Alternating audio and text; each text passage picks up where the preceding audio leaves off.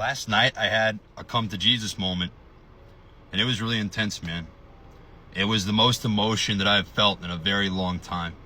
And in a way, it was kind of nice because the emotion I felt wasn't good emotion, but I felt like it was warranted as I reflected. I was sitting down at my dinner table. It's wooden oak, I think it's oak table that's in my dining room. And I was eating chicken and rice as I always do. I eat the same meal 3 or 4 times a day every day, and at the end of the night I like to have some candy. But I was sitting there without any distractions, without my phone nearby me, no music playing, just my thoughts. And as I was sitting there, I just felt this anxiety and pressure. I, for some reason, had the thought of, let me just pick up my Bible. I have been saying I'm going to read it for so long, and I haven't actually sat down and read it. So I picked it up, and I remember that the comments had recommended I open up Proverbs. So I did. And when I opened up Proverbs, I read about 4 or 5 pages, and I felt tears well up in my eyes. I used to cry all the time, but I haven't really been crying much lately. Well, I would say the last couple of days more so than usual. I've got a weird thing. It's like my emotions can turn on and off, and when I'm anxious, I don't really have the ability to turn them on, and I felt a lot of anxiety the last 2 days. But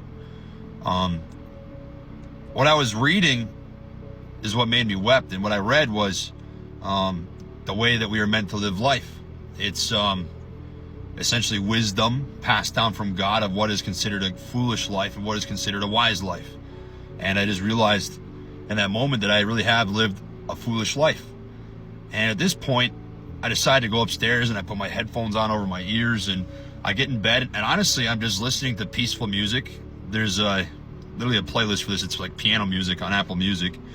It's just pianos and stuff. I had that on, and I just bawled, and I reflected back on my life, and I thought about all of the bad habits that I've ever had and all the things that have strayed me from what I know I need to do with my life, what God needs me to do with my life. And my energy just keeps getting more and more wound up, and eventually I get out of bed and I'm hysterical, I'm bawling, I'm screaming. I scream to the sky of my house, my ceiling, I guess, and I'm screaming and I say, "What, God? What do you want me to do? What must I do? I'll do it. I submit. I'm done. I don't want to live this way anymore." And I sit down in my folding chair in my office, and I've got this studio light that shines down, and I just kept hearing the 4 same words echoing in my mind, which was, you need to grow. You need to grow. You need to grow. And I repeated over and over and over, and eventually I put my head down like this, and I sat there. And I shook my head as I bit my lip a little bit, and I understood. What that really meant is that I need to let go of all of the things in the past that no longer serve me. Because there are things still, even though I'm not doing the scrolling and nutting and anime, that no longer serve me. And they never did, to be truthful. That I need to let go of. And I can't do it on my own. And I think I finally realized that yesterday. That I've tried over and over and over and over to kick all of these bad habits that you never feel you can tell the world. Because you just can't. How could you? And I've tried so many times, but I know I can't do it without God.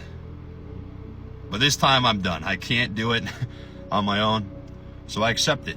I'm ready.